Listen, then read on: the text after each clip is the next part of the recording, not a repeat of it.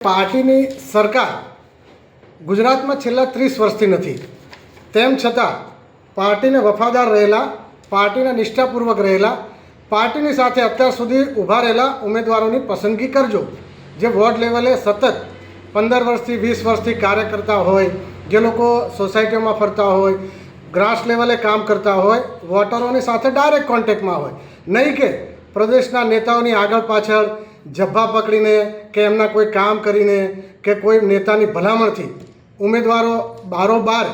પ્રદેશ મોવડી મંડળ અથવા શહેર મોવડી મંડળ અથવા જે બી ત્યાં બેસીને ઉમેદવારો સિલેક્શન કમિટી હોય એવા ઉમેદવારોને